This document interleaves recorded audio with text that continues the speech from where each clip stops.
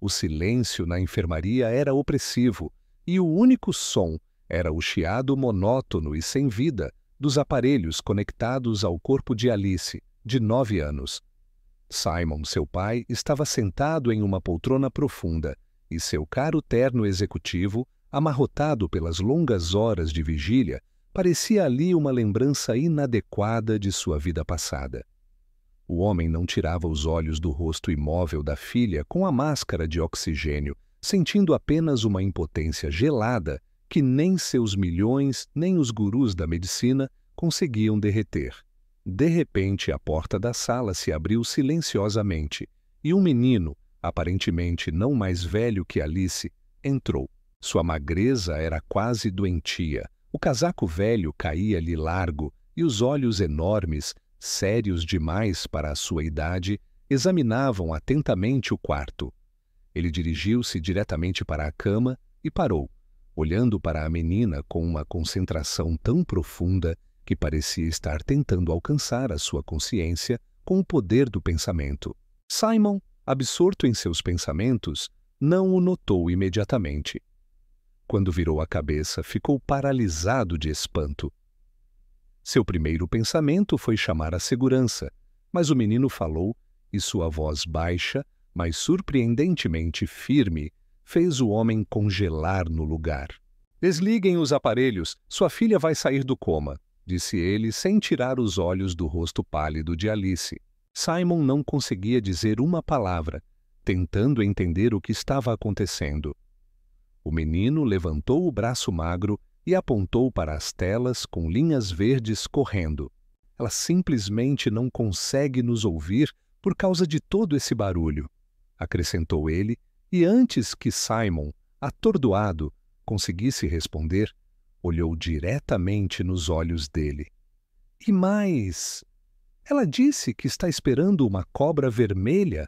O mundo de Tobias era um mundo de noites frias e dias de fome, mas há alguns meses um raio de luz secreto apareceu nele. Ele fez amizade com Alice, uma menina solitária de uma casa enorme, e eles se encontravam em um parque abandonado, onde sonhavam em um dia ver o oceano juntos. Isso se tornou uma promessa comum entre eles. Naquele dia fatídico, Tobias a esperava em seu lugar habitual quando viu um carro atropelar a menina que corria em sua direção.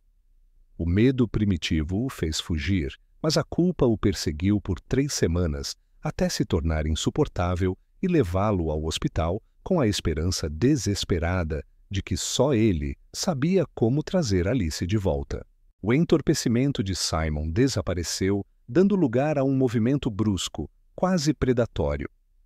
Ele se levantou da cadeira e agarrou o ombro do menino com força, com medo de que ele desaparecesse no ar da mesma forma que havia aparecido. Tobias estremeceu, mas não tentou se soltar. Seu olhar permaneceu fixo em Alice. "Quem é você?" Simon sussurrou, sua voz falhando devido ao longo silêncio. "Como você conhece minha filha?" O menino permaneceu teimosamente em silêncio.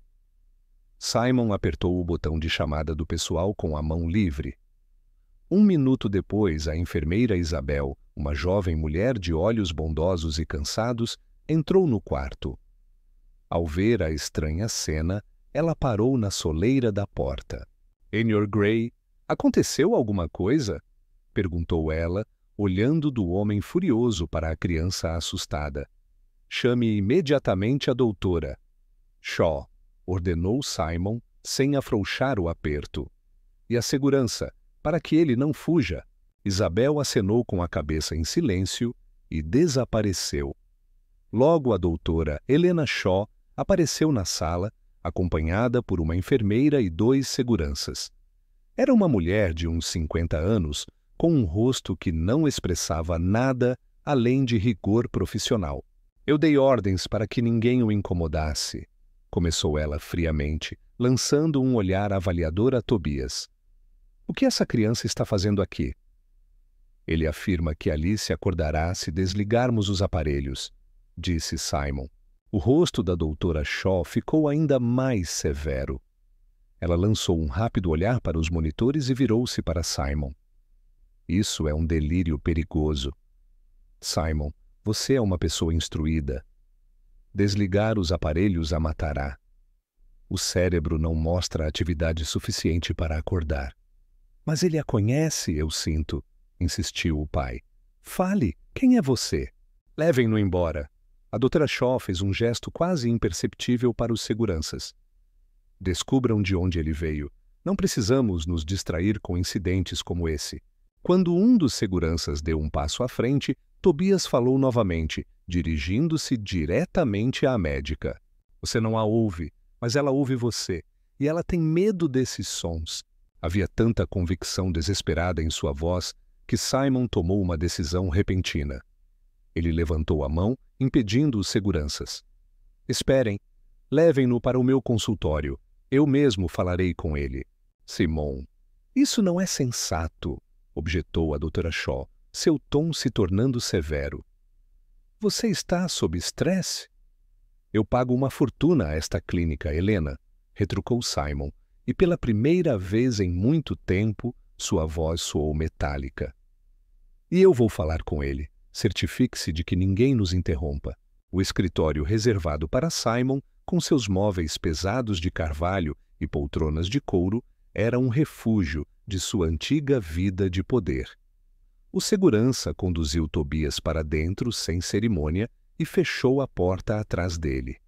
O menino parou no meio da sala, encolhendo a cabeça entre os ombros, e parecia ainda mais pequeno e estranho contra o pano de fundo daquela luxuosidade opressiva. Simon sentou-se à mesa, recuperando por um momento a sua habitual sensação de controlo. Aponto para a cadeira em frente. Senta-te. Não te vou fazer mal nenhum. Vamos apenas conversar. Tobias aproximou-se com receio e sentou-se na ponta da cadeira. Como você se chama? Começou Simon, tentando falar calmamente. Tobias. Tudo bem, Tobias. De onde você conhece minha filha? Somos amigos, respondeu o menino baixinho, baixando os olhos. Amigos? Simon sorriu.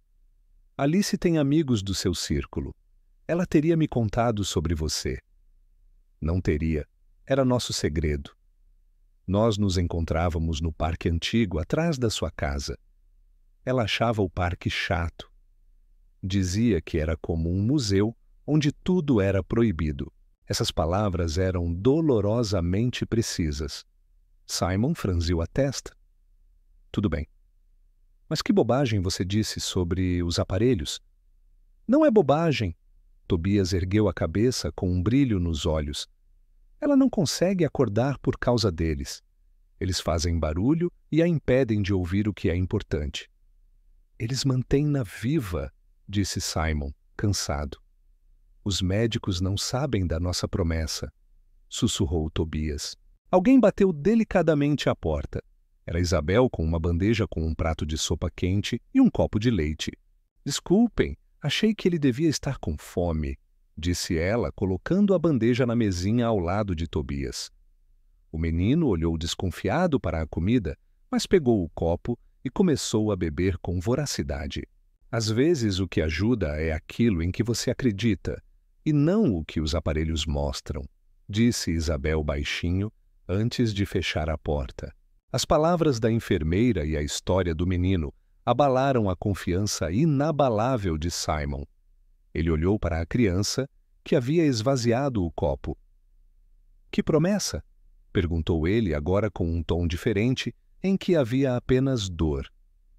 Conte-me. Tobias olhou diretamente nos olhos dele. Prometemos que veríamos o oceano. Ela nunca o viu. Naquele dia, ela correu até mim com um desenho. Nele estávamos nós, o oceano e uma pipa.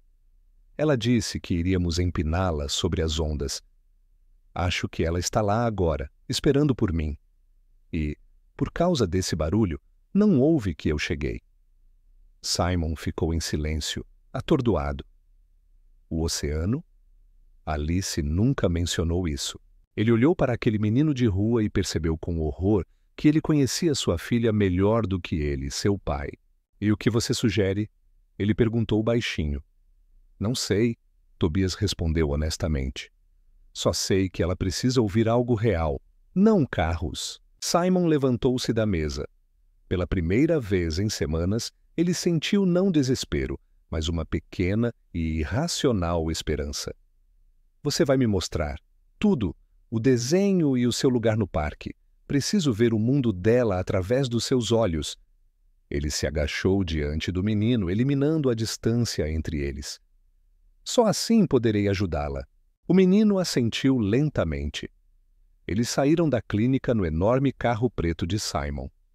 Tobias entrou com cautela no interior do carro, com estofamento claro, com medo de sujá-lo.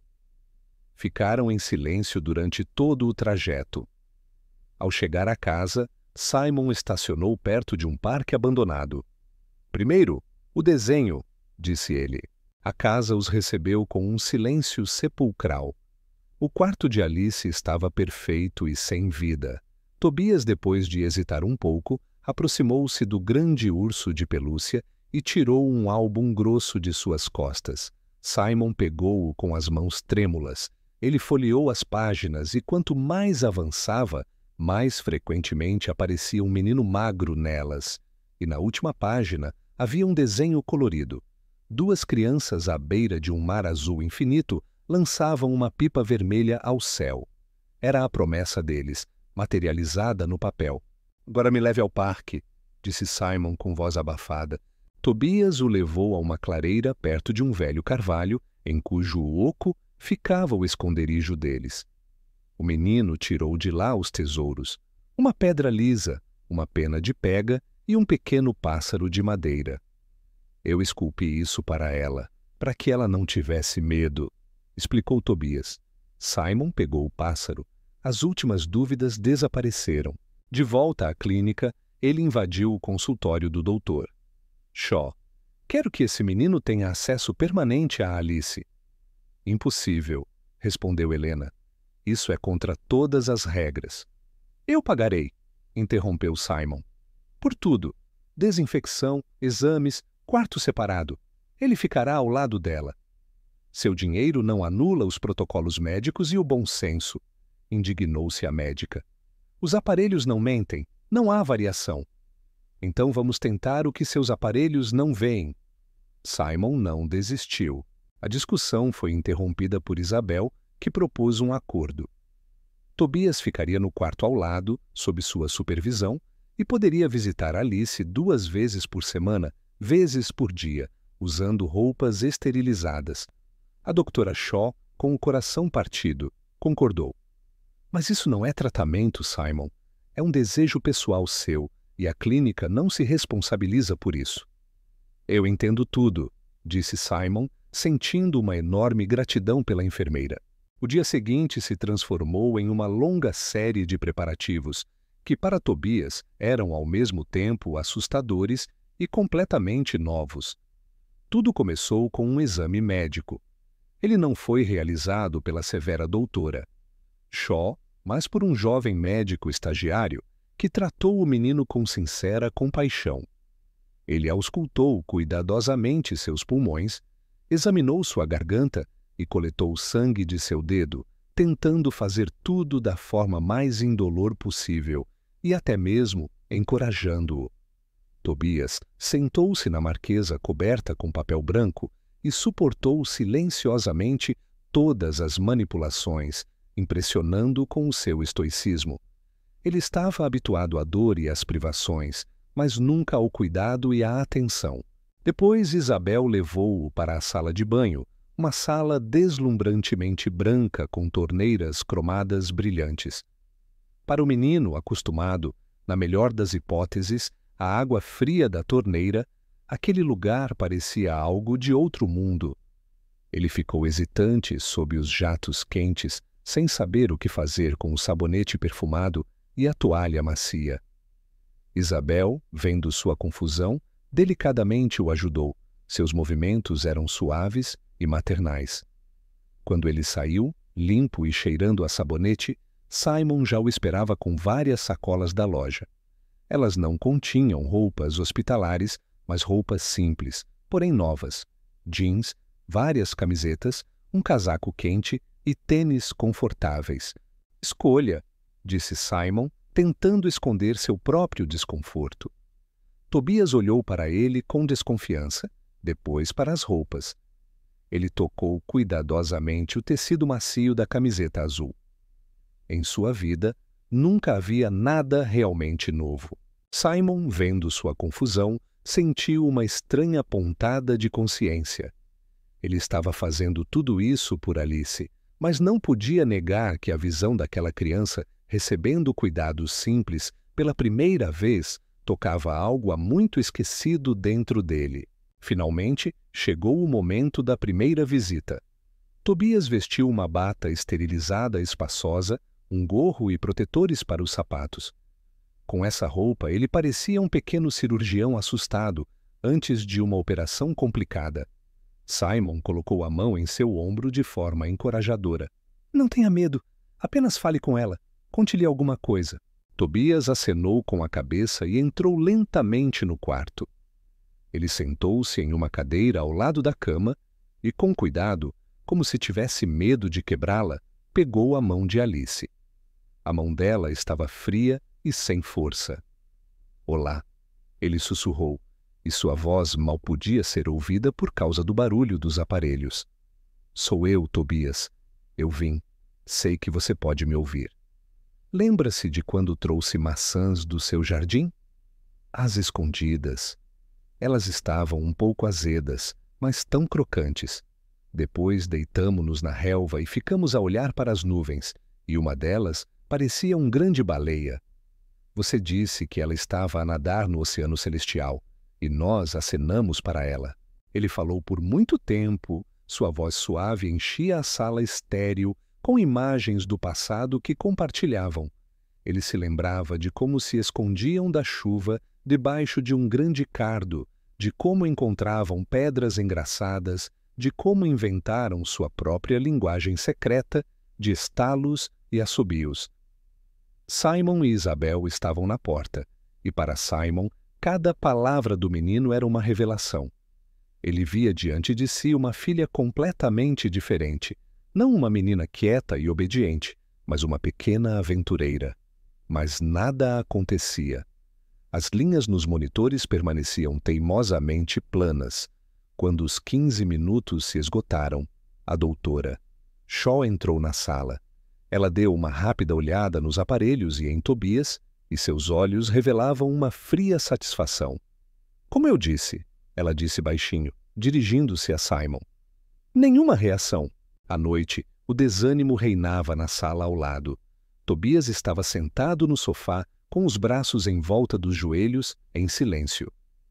Ela não me ouviu, disse ele finalmente. Talvez seja preciso mais tempo, disse Simon, inseguro, embora sentisse que sua frágil esperança se desintegrava.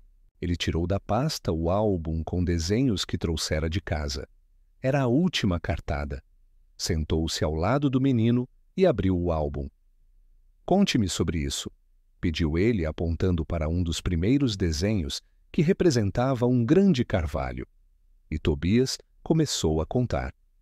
Primeiro com relutância, depois com cada vez mais entusiasmo.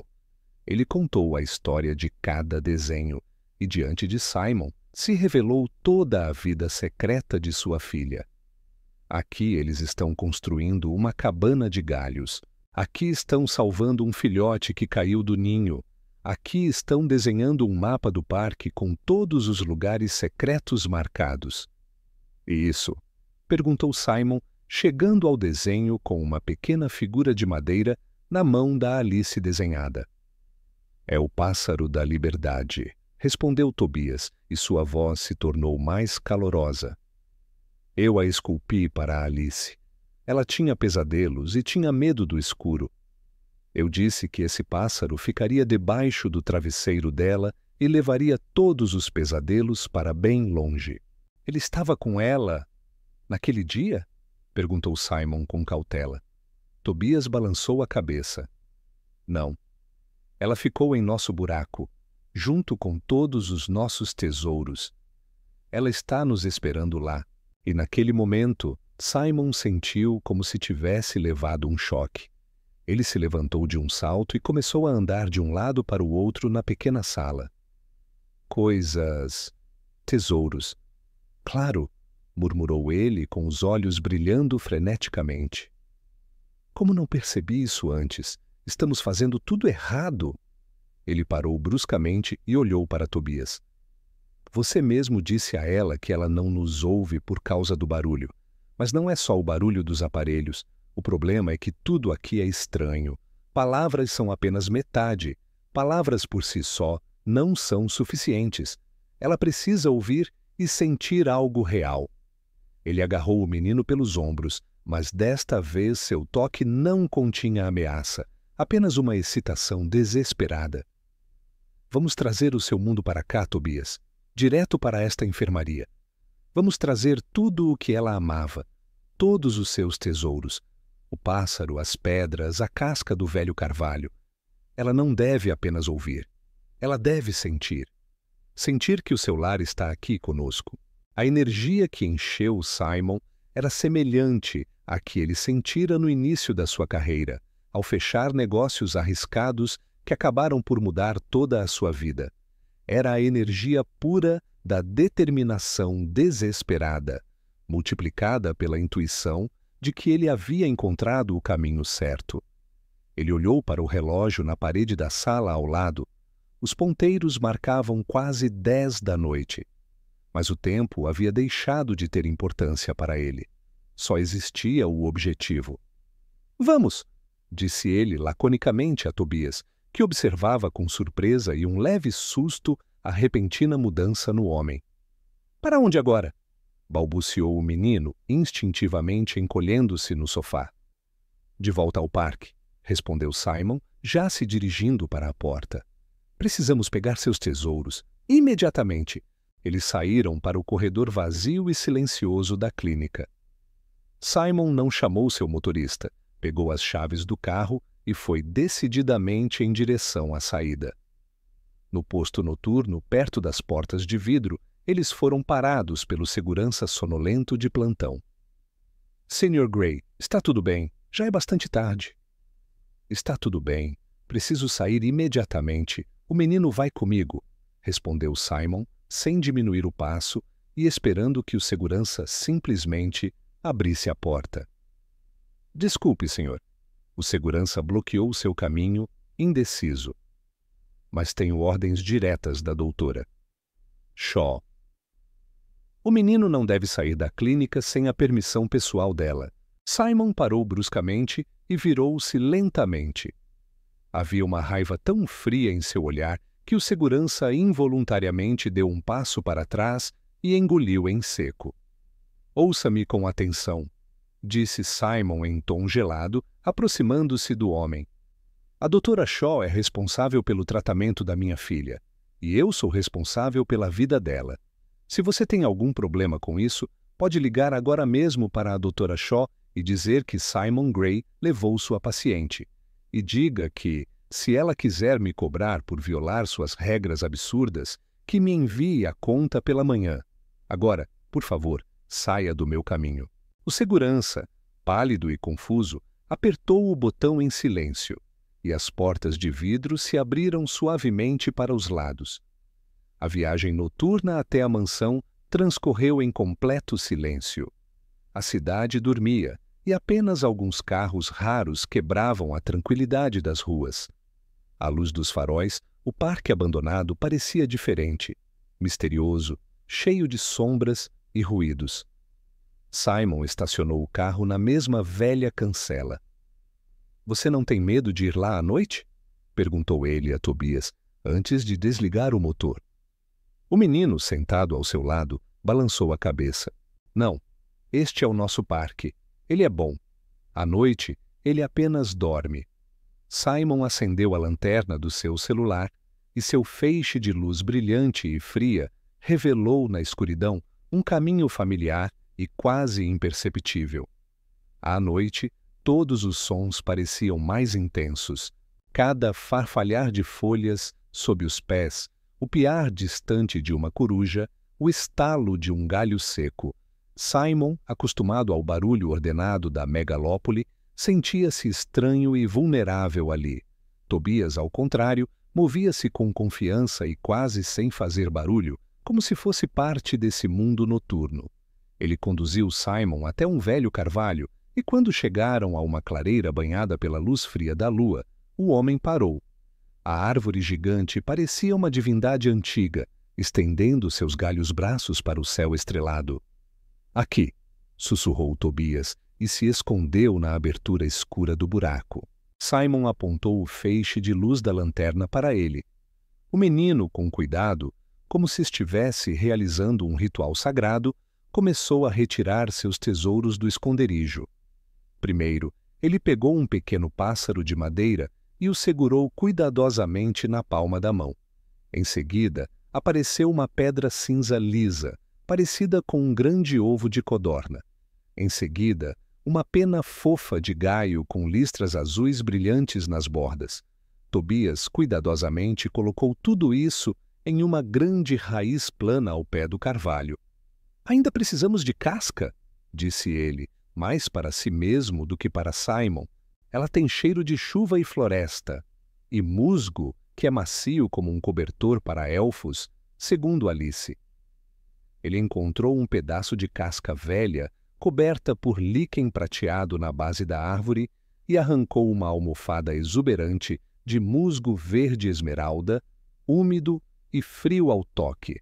Simon olhou para esses objetos simples e naturais, e uma mudança dolorosa, mas importante, ocorreu em sua alma. Ele passou toda a sua vida perseguindo coisas caras e de status, medindo o sucesso em quilates, cavalos-vapor e zeros na conta bancária.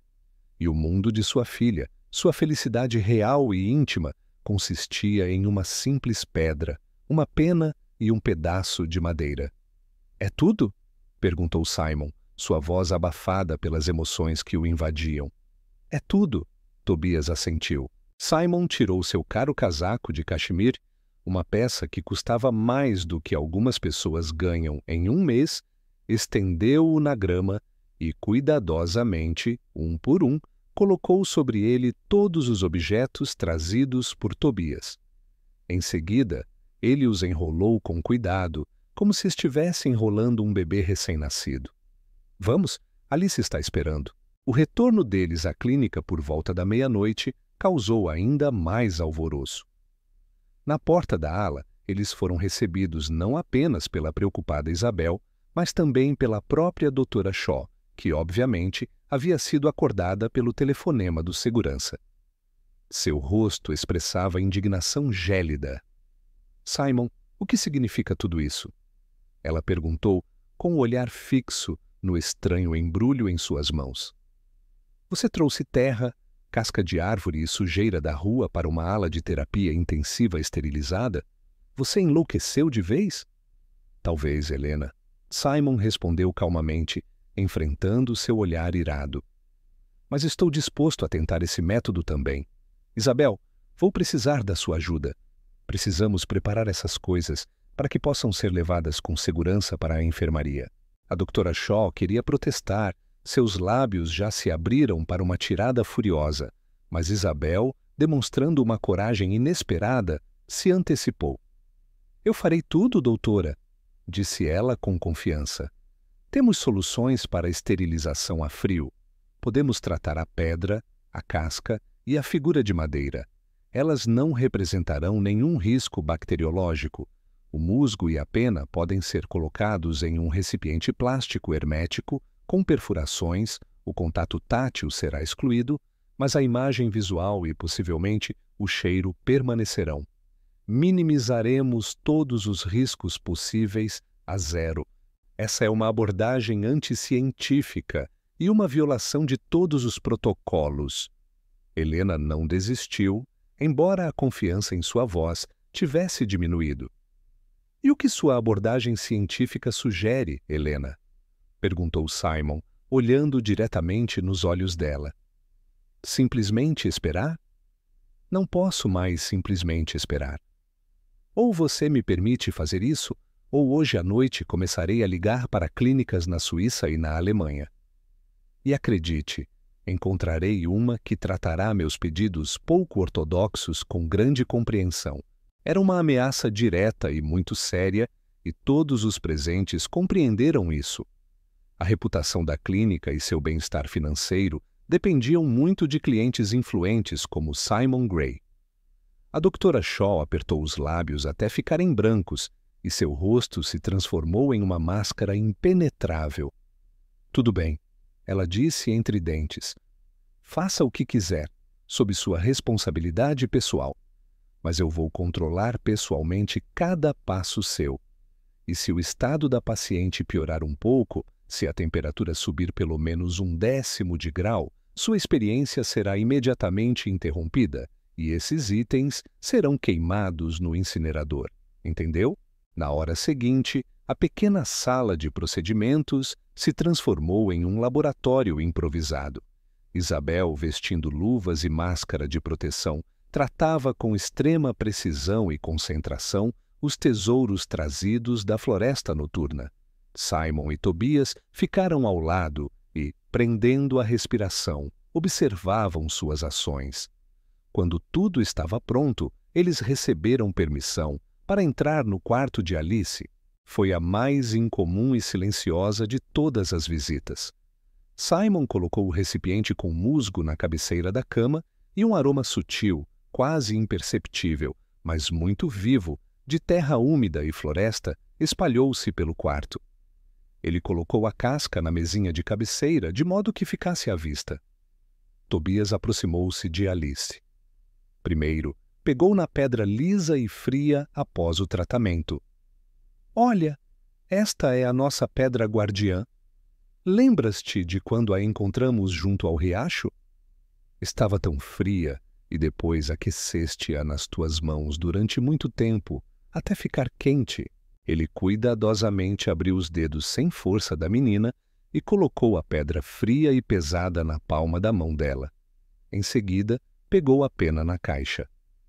E esta é a pena da mesma garça que sempre nos repreendia do galho mais alto. É leve como o seu riso, Alice. Ele aproximou a caixa da bochecha dela. Por fim, ele pegou um pequeno pássaro de madeira. E aqui está o pássaro da liberdade.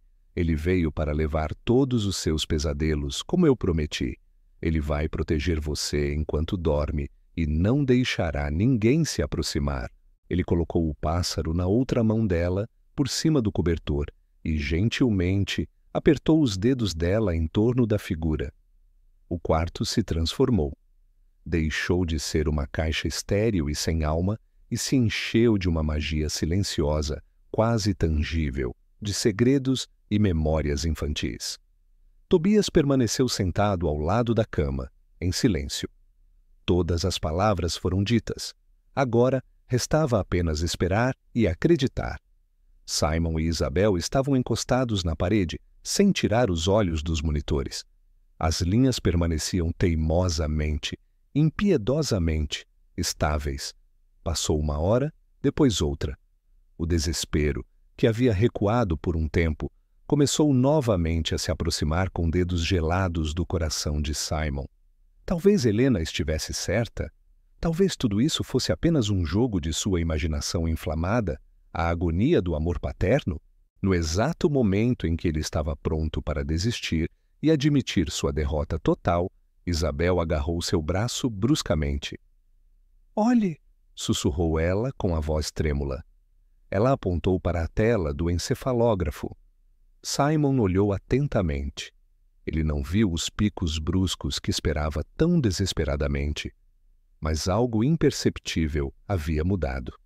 O padrão das ondas cerebrais, antes quase perfeitamente uniforme, de repente apresentava uma leve ondulação, quase imperceptível.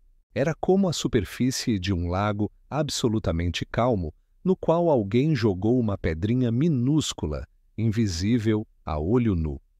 A ondulação passou e deu lugar novamente à calmaria. Mas, alguns segundos depois, quando Tobias acariciou instintivamente o pássaro de madeira na mão de Alice, ela reapareceu, desta vez um pouco mais nítida e por uma fração de segundo a mais. "O que é isso?" perguntou Simon, sem acreditar no que estava vendo. Não sei, respondeu Isabel também em sussurro, e à luz dos monitores, Simon viu seus olhos brilharem. Do ponto de vista do Dr. Shaw, são flutuações insignificantes, um artefato que não significa nada. Mas trabalho com esses aparelhos há mais de 10 anos. Não é um artefato.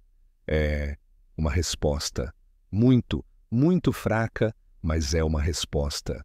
Essa fraca ondulação na tela tornou-se um salva-vidas para Simon. Ele agarrou-se a esse sinal frágil como um náufrago se agarra a um pedaço de madeira. Uma emoção misturada com euforia tomou conta dele. Chame o doutor, Shaw, ordenou ele a Isabel, sem tirar os olhos do monitor. Imediatamente, ela precisa ver isso. Isabel olhou para ele com desconfiança. Sr. Gray, ela dirá o mesmo que eu, que pode ser qualquer coisa, interferência na rede, espasmo muscular. Deixe-a dizer. Ele interrompeu, sua voz soando tensa. Mas deixe-a ver, deixe-a registrar isso no prontuário. Quero que seja oficial. A enfermeira suspirou e saiu. Poucos minutos depois, Helena Shaw entrou no quarto. Seu rosto demonstrava cansaço e irritação por mais uma chamada no meio da noite. Ela se aproximou em silêncio do aparelho que Simon indicava. Naquele momento, Tobias, sem prestar atenção na chegada da médica, voltou a falar com Alice, manuseando uma pedra lisa em sua mão. Você se lembra de quando tentamos fazê-lo pular na água? Como um sapo. Você conseguiu 3 vezes e eu 5. Você riu tanto naquela época. E novamente, como se em resposta às suas palavras, à sua lembrança, uma onda quase imperceptível passou pela tela. A doutora Shaw olhou para ela por alguns segundos, com os lábios firmemente cerrados. É uma falha estatística, Simon. Ela finalmente disse em seu tom calmo e frio. A flutuação está dentro do normal. Isso acontece. Não prova absolutamente nada. Aconteceu 2 vezes, protestou Simon. Nas 2 vezes em que Tobias falou com ela, quando tocou nessas coisas. Não pode ser coincidência. Pode. E provavelmente é, retrucou Helena. Ela se virou para Isabel. Verifique todos os contatos dos sensores. Talvez algum deles esteja solto. E aumente a dose do sedativo. Não precisamos de espasmos musculares desnecessários que possam ser confundidos com um milagre. Com essas palavras, ela saiu da sala, deixando para trás uma esteira de ceticismo gelado. Simon sentiu sua euforia dar lugar a uma raiva surda. Ela nem mesmo queria admitir a possibilidade de estar errada. Para ela, Alice era apenas um conjunto de indicadores na tela, e ele e Tobias eram um incômodo irritante. Mas, ao olhar para Isabel, ele viu algo diferente em seus olhos. Ela acenou para ele de forma encorajadora quando pensou que ele não estava olhando e fingiu verificar os sensores, embora ambos soubessem que eles estavam funcionando normalmente. Naquele momento, Simon percebeu que tinha uma aliada. A partir daquele dia, uma nova rotina, diferente de tudo que ele já tinha visto, foi estabelecida na enfermaria e na sala adjacente. Simon abandonou definitivamente todos os seus negócios, passando a administração da empresa para o seu vice. Seu universo passou a ser essas 2 salas, e sua única tarefa era criar uma ponte para a consciência da filha. Ele insistiu para que Tobias não fosse mais limitado a visitas de 15 minutos. O menino agora passava quase todos os dias ao lado do leito de Alice. Ele conversava com ela, contava-lhe o que acontecia lá fora, lia em voz alta contos de livros que Simon trazia. Ele espalhava os tesouros deles ao redor dela, trocando-os de lugar, como se criasse padrões a partir de suas memórias comuns. A relação deles com Simon também mudou. O constrangimento e a desconfiança gradualmente deram lugar a uma parceria estranha e silenciosa. Eles almoçavam juntos na sala de descanso e Simon, pela primeira vez em muitos anos, não comia em um restaurante caro, mas sim a comida simples do hospital. Ele começou a perguntar a Tobias sobre sua vida. Ele fazia isso com cautela, não como um interrogatório, mas com um interesse sincero, embora tardio. O menino respondia com relutância, com frases curtas, mas Simon aprendeu a ler nas entrelinhas. Ele descobriu sobre as noites passadas em prédios abandonados, sobre a fome constante, sobre como Tobias aprendeu a ser discreto para sobreviver. Certa noite, Simon trouxe um tabuleiro de xadrez para o quarto. — Você sabe jogar? Perguntou ele. Tobias balançou a cabeça. — Meu pai me ensinou, disse Simon, colocando as peças no tabuleiro. Ele dizia que isso ensina a pensar várias jogadas à frente. Tentei ensinar a Alice também, mas ela achava chato. Ela dizia que todas as peças só olhavam umas para as outras e não viam nada ao redor. Eles começaram a jogar. Tobias revelou-se um aluno surpreendentemente talentoso. Ele não conhecia as regras, mas tinha uma intuição impressionante. Ele fazia jogadas inesperadas que confundiam Simon. Enquanto jogavam, eles conversavam. — Por que você fugiu naquela época? Perguntou Simon de repente, olhando para o tabuleiro. Era uma pergunta que o atormentava desde o início, mas ele não se atrevia a fazê-la. Tobias parou, com a mão com o peão suspensa no ar. — Eu fiquei com medo, respondeu baixinho. Muito medo.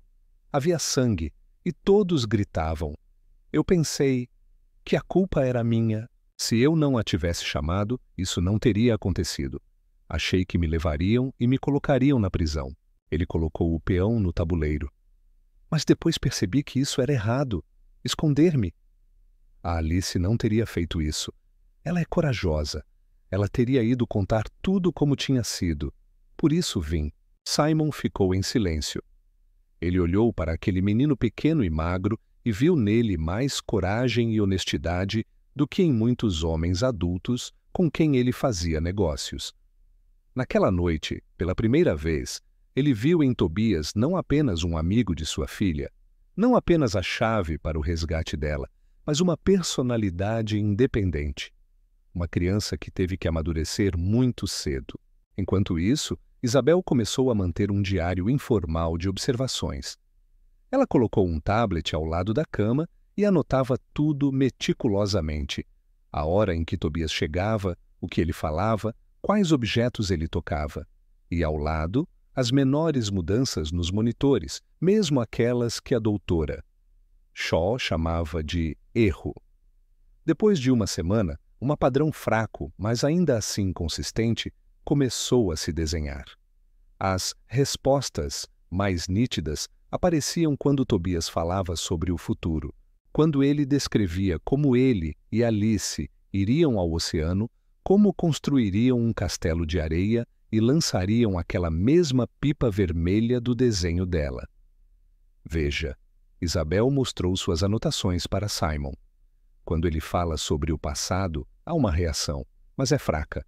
Mas, quando fala sobre o futuro, sobre a promessa deles, ela se torna mais forte, como se ela estivesse se estendendo para lá, atrás dele. Essa descoberta lhes deu novas forças. Tobias, percebendo isso, passou a falar mais frequentemente sobre o oceano. Ele o descrevia nos mínimos detalhes, que lia em revistas antigas encontradas na rua. Ele falava sobre o barulho das ondas, os gritos das gaivotas, o vento salgado. Certa vez, empolgado, ele começou a cantar baixinho uma melodia simples que, segundo ele, ouvira de um músico de rua. Alice disse que é bom sonhar com o oceano ao som dessa música, explicou ele. E nesse momento, Simon viu no monitor mais um pico, mas desta vez o mais nítido. Foi curto, mas agudo, como uma picada de agulha. Música, sussurrou ele. Claro, sons. Ela não precisa apenas de cheiros e toques. Ela precisa dos sons do mundo deles. A nova ideia o cativou completamente. Ele se lembrou de como, quando criança, tinha um velho gravador de fita cassete no qual gravava sua voz e todo tipo de bobagem. Era algo real, não digital. Precisamos de um gravador, Tobias, disse ele ao menino. Vamos gravar todos os sons para ela. Os sons do nosso parque, o barulho do vento nas folhas do velho carvalho, o canto dos pássaros, sua voz contando histórias. Vamos fazer para ela um audiolivro do mundo dela. Essa ideia deixou Tobias entusiasmado. Pela primeira vez em muito tempo, Simon viu um sorriso infantil genuíno em seu rosto. Era um projeto em comum, o projeto secreto deles. No dia seguinte, Simon trouxe um pequeno gravador de cassetes para o hospital. Era velho, mas funcionava bem. Amanhã de manhã iremos ao parque, disse ele, e faremos a nossa primeira gravação. No entanto, o entusiasmo deles foi ofuscado pela visita do doutor.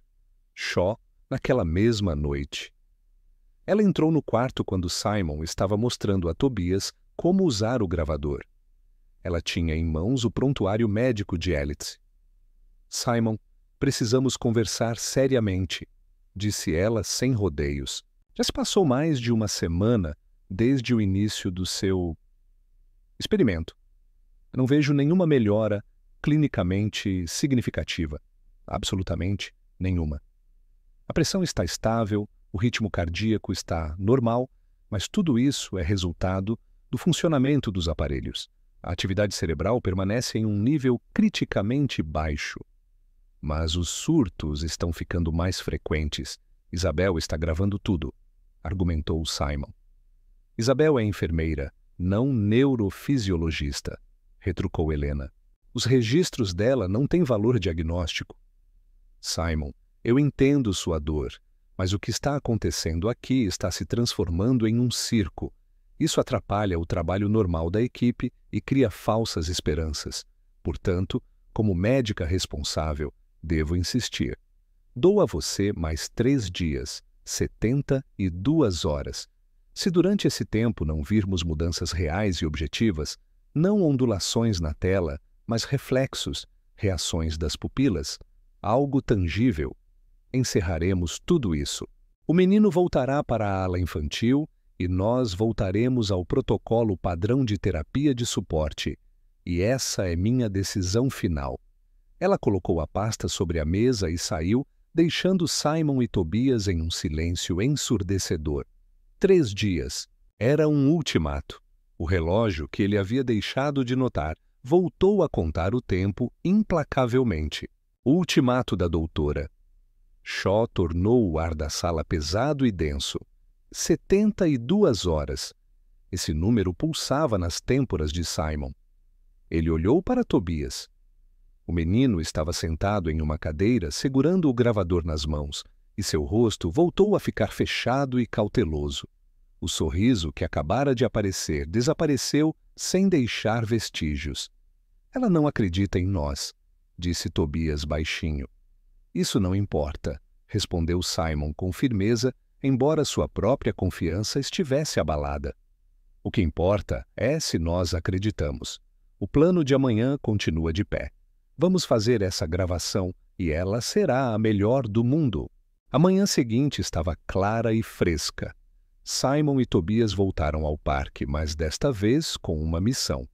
Eles não estavam apenas passeando, estavam ouvindo. Tobias era o guia deles no mundo dos sons. Estão ouvindo? Ele sussurrou, parando debaixo de uma árvore. É um pintacilgo cantando. Alice sempre ficava feliz quando o ouvia. Simon aproximou cuidadosamente o gravador e apertou o botão de gravar. Eles gravavam tudo, o farfalhar do vento nas copas dos velhos carvalhos, que soava como as ondas do mar, o rangido do velho balanço, no qual às vezes se balançavam, o murmúrio do riacho na extremidade do parque. Então, Tobias sentou-se no chão, encostado no tronco de uma árvore, e começou a falar. Ele não lia o conto, ele simplesmente contava. Contou sobre a promessa deles, sobre o oceano, sobre a pipa vermelha. Sua voz era suave e sincera, e Simon, ao ouvi-lo, de repente percebeu que não era apenas uma história infantil. Era uma oração. Uma oração dirigida não ao céu, mas a uma única pessoa. Quando terminaram, a fita estava quase cheia. Eles voltaram para a clínica cheios de esperança. Isabel os ajudou a conectar o gravador a um pequeno alto-falante que ela trouxe de casa para que o som fosse mais volumoso e vivo. Eles o colocaram ao lado da cabeceira de Alice. "Bem, Alice", disse Tobias, inclinando-se para o ouvido dela. "Agora nosso parque está com você. Ouça." Simon apertou o botão play. Os sons gravados começaram a sair do alto-falante. Primeiro timidamente, depois com mais confiança. O chilrear dos pássaros, o farfalhar das folhas, a voz suave de Tobias. A sala se encheu de vida. Era uma magia frágil, mas verdadeira. Simon, Tobias e Isabel, prendendo a respiração, olhavam para o monitor do encefalógrafo. Nos primeiros minutos, nada aconteceu. As linhas habituais, quase uniformes. Simon sentiu um frio por dentro. Será que era outro fracasso? Mas então, quando a gravação começou a reproduzir a voz de Tobias falando sobre os salpicos salgados e os gritos das gaivotas, aconteceu. A linha na tela não apenas oscilou. Ela se moveu para cima, formando um pico acentuado e distinto, e então, lentamente, começou a descer. Foi como uma respiração profunda, após um longo sono. "Aqui está", exalou Isabel. "Aqui está." Eles olharam para a imagem congelada na tela. Esse pico era incontestável. Era forte demais, nítido demais para ser atribuído a interferências. Naquele exato momento, a porta da sala se abriu e a doutora Shaw entrou. Ela veio para um exame de rotina. Seu olhar deslizou pelo alto-falante, depois pelos rostos dos 3 conspiradores e parou no monitor. Ela viu o pico. Simon viu um lampejo de surpresa em seu rosto por uma fração de segundo, mas ele foi imediatamente substituído pela habitual máscara de ceticismo profissional. "Interessante", disse ela, aproximando-se do aparelho. "Um salto muito acentuado. Isso acontece quando há uma falha na alimentação ou um curto-circuito em um dos sensores." "Não é uma falha." Simon não resistiu. "Isso aconteceu quando a voz de Tobias soou. É uma reação." "Simon, eu entendo como você quer acreditar nisso."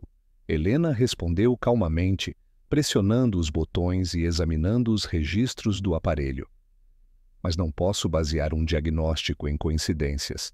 Vou chamar um técnico para verificar o equipamento, por precaução." Ela fez um exame padrão, verificou as pupilas de Alice com uma lanterna e testou seus reflexos. Nenhuma reação.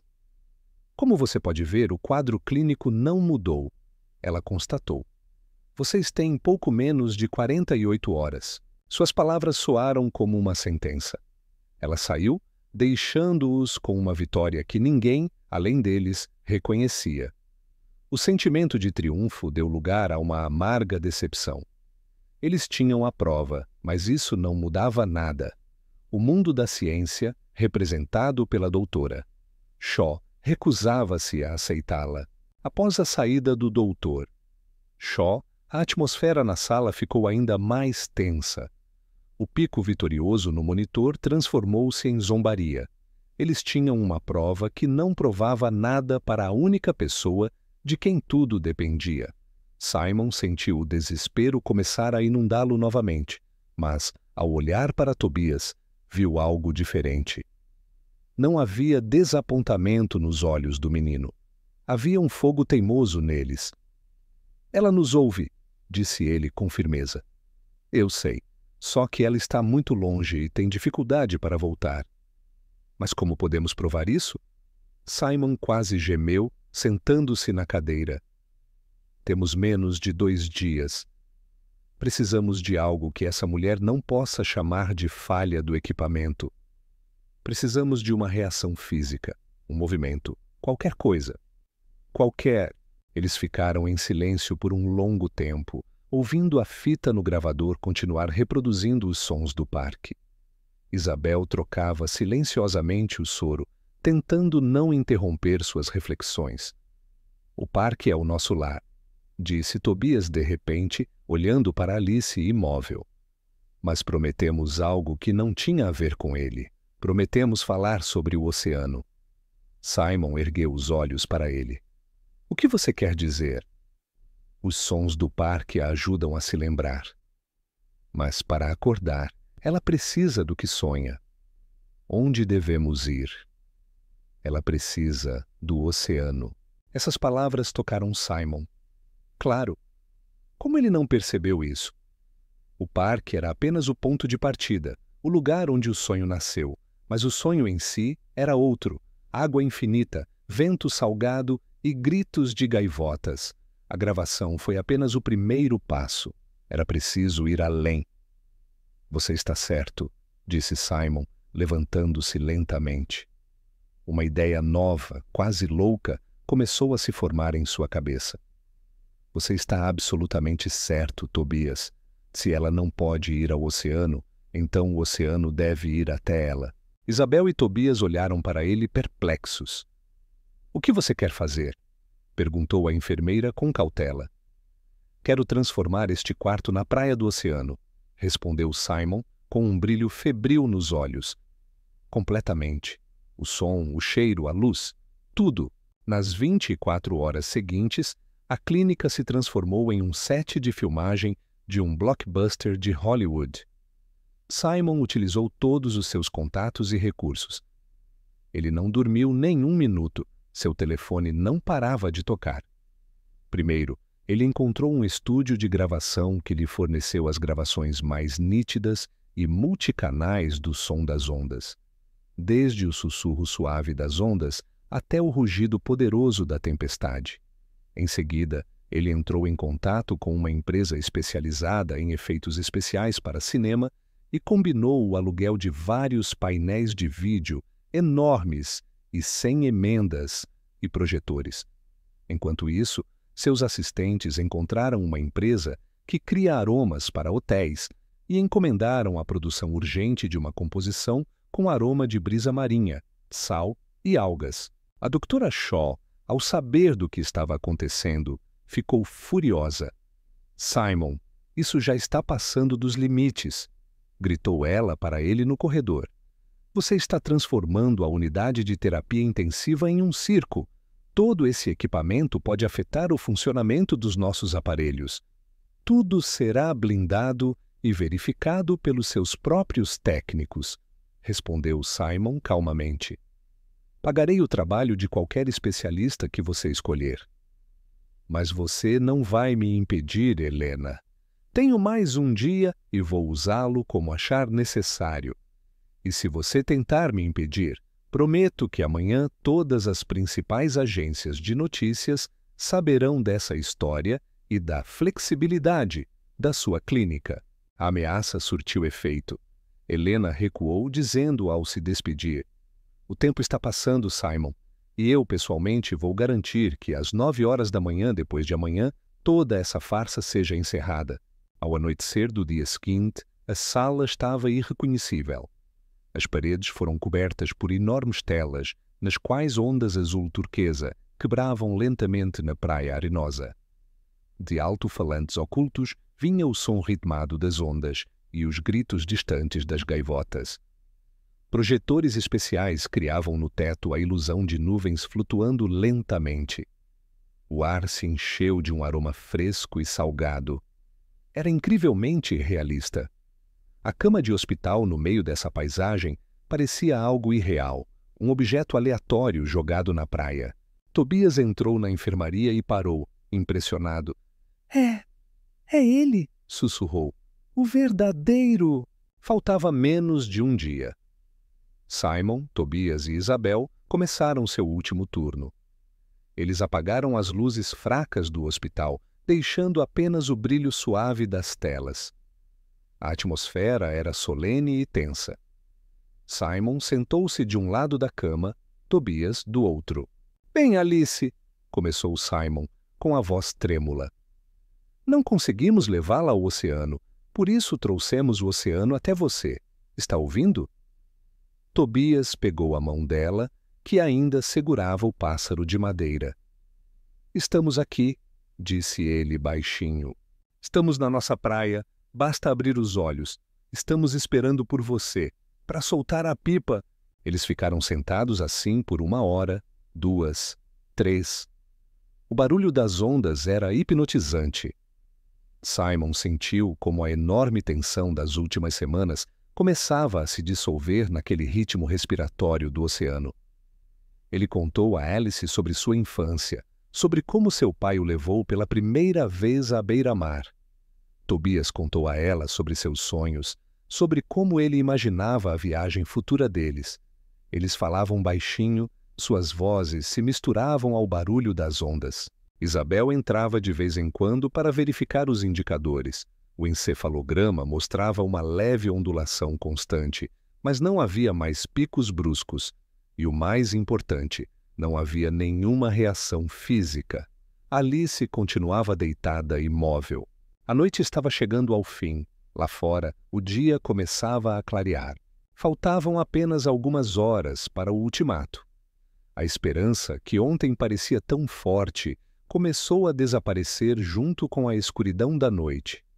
Simon se sentia vazio. Ele fez tudo o que podia.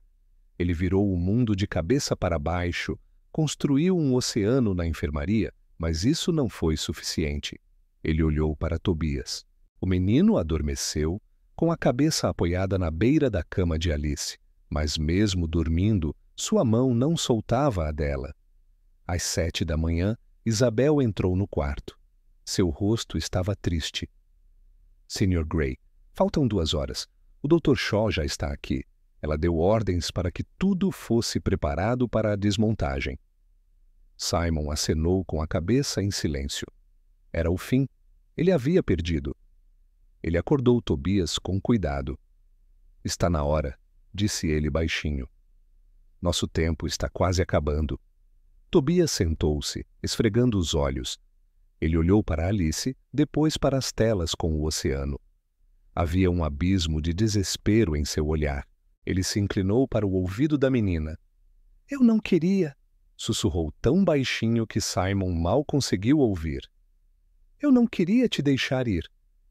Mas acho que é assim que tem que ser. Só saiba que vou cumprir minha promessa. Vou vê-lo por nós dois. Vou soltar nossa pipa. Adeus, Alice. Ele beijou sua testa e colocou em sua mão que segurava o pássaro uma pequena concha que carregava no bolso o tempo todo. Isso é para você, para que você sempre possa ouvi-lo.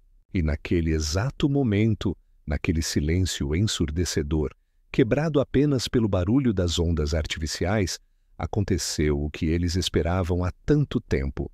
Não foi no monitor, foi na realidade. Os dedos de Alice, que estavam inertes todas essas semanas, lentamente, quase imperceptivelmente, mas de forma bem clara, apertaram com mais força o passarinho de madeira e a concha. O tempo parou. Simon, Tobias e Isabel ficaram paralisados, transformando-se em colunas de sal, com os olhos fixos na mão de Alice. O movimento foi quase imperceptível, mas na imobilidade absoluta que reinava na enfermaria há semanas, ele ressoou como uma explosão. Simon não respirava. Parecia que seu coração havia parado e, em seguida, batido em suas costelas com tanta força que seus olhos escureceram. Ele tinha medo de piscar, temendo que fosse apenas fruto de sua imaginação atormentada. Tobias emitiu um som baixo e abafado, semelhante a um soluço. Ele olhou para os dedos dela que seguravam seus presentes de despedida e seu rosto refletia uma tempestade de emoções, do choque à alegria ilimitada e avassaladora. Alice, ele sussurrou, sua voz tremendo tanto que mal dava para entender as palavras. E como se, em resposta ao seu chamado, os dedos dela tremeram novamente, desta vez apertando um pouco mais forte. Foi um movimento consciente e intencional. Uma resposta real, incontestável, física. Ela está aqui, exalou Simon, e essas 2 palavras resumiram toda a dor, toda a esperança e todo o desespero das últimas semanas. Naquele exato momento, A porta da sala se abriu com um rangido brusco e eficiente. Na soleira da porta estava a doutora, Shaw com um tablet nas mãos. Seu rosto estava impenetrável, como sempre. Atrás dela, 2 técnicos uniformizados estavam prontos para começar a desmontar o equipamento. São 9 horas da manhã, Simon, disse ela com voz calma e sem emoção. Nosso tempo acabou. Peço que você e o menino liberem a sala para que meus funcionários possam começar a trabalhar. Simon não conseguia falar. Ele apenas levantou a mão e apontou para a cama. Seu dedo tremia. Tobias, incapaz de se conter, levantou-se de um salto. Ela se mexeu! Ele quase gritou, com lágrimas na voz. A mão dela, olhe! A doutora Shaw lançou-lhe um olhar rápido e irritado, como se ele fosse uma criança que não queria sair do parquinho. Ela voltou os olhos para a cama, preparando-se para proferir mais um discurso sobre espasmos musculares e falsas esperanças. Mas o que viu a fez calar-se a meio da frase. Os dedos da menina voltaram a contrair-se lentamente e, desta vez, o movimento era perfeitamente visível mesmo da entrada da enfermaria. Helena Shaw ficou paralisada. Sua máscara profissional rachou. Um espanto puro e imperturbável passou por seu rosto. Ela deu um passo lento à frente, com os olhos fixos na mão da paciente. Isabel, recuperando-se primeiro, correu para os monitores. Doutora, veja! Exclamou ela. Atividade! Ritmo alfa estável. É o despertar. Agora todos olhavam para a tela do encefalógrafo. Em vez de raros picos, um padrão claro e rítmico aparecia nela. O cérebro de Alice estava acordando. A doutora Shaw aproximou-se da cama. Ela colocou o tablet de lado e pegou sua pequena lanterna de diagnóstico. Seus movimentos não tinham mais a frieza distante, mas sim a energia febril de um médico que se depara com algo incrível. Ela levantou cuidadosamente a pálpebra de Alice e iluminou seus olhos. E a pupila, que durante todo esse tempo estava dilatada e sem vida, lentamente se contraiu, reagindo à luz. Não pode ser, sussurrou Helena, mais para si mesma do que para os outros. Ela pegou o martelo neurológico e verificou o reflexo do joelho. A perna da menina se moveu quase imperceptivelmente. Era isso o que ela exigia. Uma mudança clinicamente significativa e objetiva. A mulher se endireitou. Ela olhou para o oceano nas paredes, para o musgo na cabeceira da cama, para o pássaro de madeira na mão da criança. Ela olhou para o rosto choroso, mas radiante, de Tobias. Depois para Simon, que estava cambaleando, apoiado na parede e chorando silenciosamente como uma criança. Seu mundo científico e ordenado, construído sobre fatos e protocolos, desmoronou em um instante. Ela, a grande especialista, tratava do corpo cheio de tubos, enquanto aqueles dois, o pai e o menino sem teto, tratavam da alma. E o método deles se mostrou mais forte. Ela se virou bruscamente para os técnicos, que ainda estavam parados na porta. Saiam! Ordenou ela. Tudo cancelado. Em seguida, ela se virou para Isabel. Prepare tudo para um exame completo de emergência, ressonância magnética, doplerografia, análise bioquímica completa do sangue. Imediatamente, avise a reanimação que talvez em breve transferiremos o paciente. Vamos! A sala ficou agitada. Outras enfermeiras correram para lá. Comandos começaram a ser dados. O oceano artificial, que 1 minuto atrás era o centro do universo, tornou-se o pano de fundo para o drama médico que se desenrolava. Mas Simon e Tobias não perceberam nada. Eles só olhavam para Alice. Tobias se inclinou novamente para ela. — Você está aqui, sussurrou ele, tocando sua bochecha. Você voltou para nós. E então, debaixo da máscara de oxigênio, ouviu-se um som quase inaudível. Não era uma palavra. Era apenas um suspiro silencioso, um fraco gemido em resposta. Mas, para Simon, Aquele som era mais doce do que qualquer sinfonia. Ele se aproximou de Tobias e o abraçou com força pelos ombros magros, apertando-o contra si.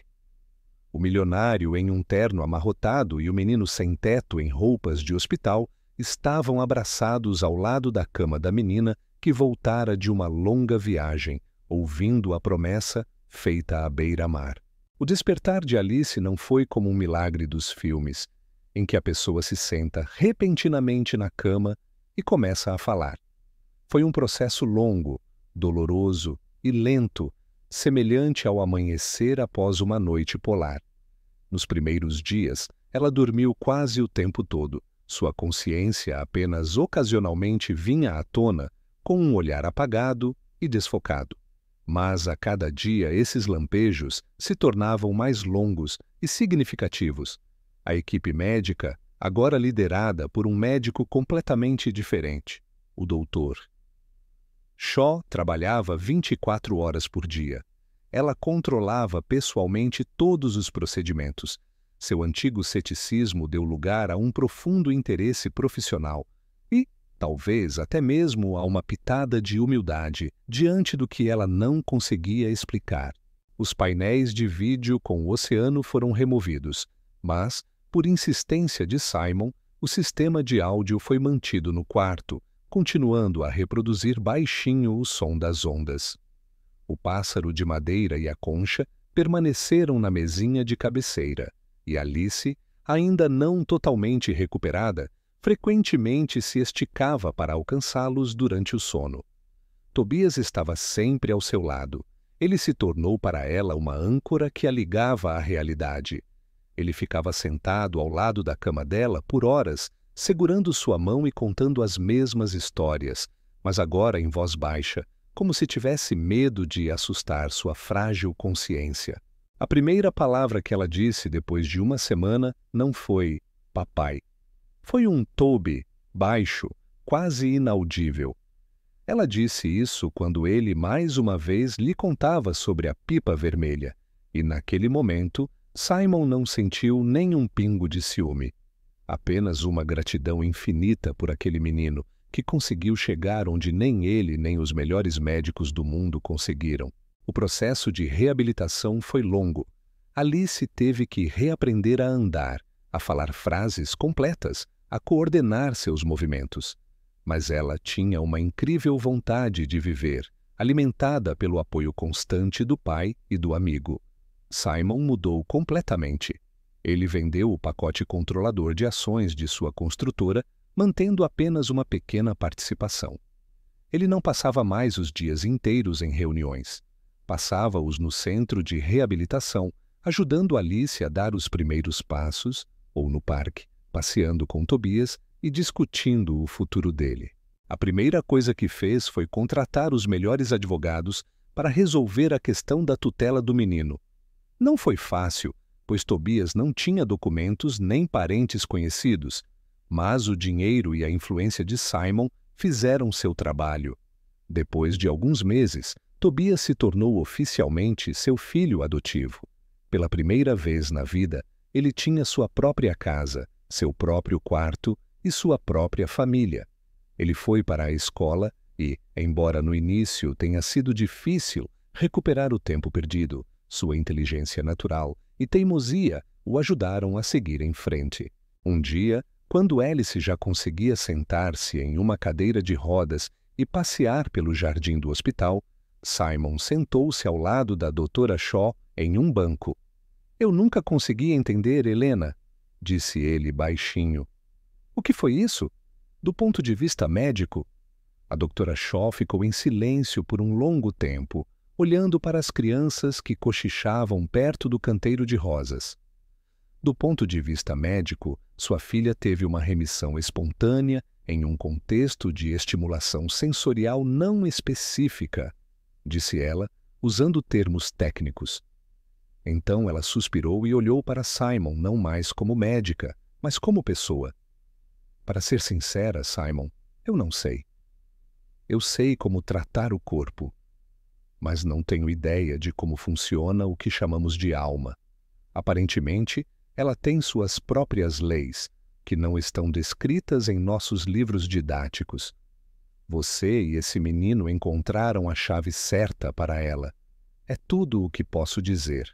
1 ano depois, o sol brilhante inundava a praia de areia infinita. No céu azul, impulsionado pelo vento salgado, pairava uma grande pipa vermelha, com sua longa cauda se contorcendo como se fosse viva. 2 crianças seguravam a linha esticada como uma corda. Alice, que já não tinha quase nenhum traço da fragilidade de antes, ria alegremente e com liberdade. Ao lado dela, um pouco mais alto e mais forte, estava Tobias. Ele não era mais aquela criança assustada e exausta. Era um menino comum, feliz e um pouco confuso com o sol forte.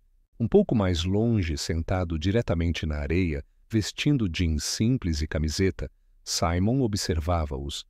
Um sorriso caloroso e tranquilo brilhava em seu rosto. Ao longo desse ano ele envelhecera vários anos, mas em seus olhos havia algo que nunca antes existira: paz. Ele observava seus filhos, sua filha e seu filho, correndo pela beira da praia, tentando segurar a pipa rebelde. "Segure com mais força!" gritava Alice rindo. "Ele vai voar para as baleias nas nuvens." "Não vai", respondeu Tobias com confiança. "Nós prometemos." Eles olharam para o pai, e ele acenou para eles. Eles acenaram de volta. Naquele momento, não havia milhões, nem impérios empresariais, nem diagnósticos assustadores. Havia apenas 3 pessoas na beira do oceano infinito. 3 pessoas que se perderam e se encontraram, ligadas por uma simples promessa. Simon se levantou, sacudiu a areia das calças e foi ao encontro delas para ajudar a segurar a pipa que voava em direção ao céu. O futuro delas estava apenas começando.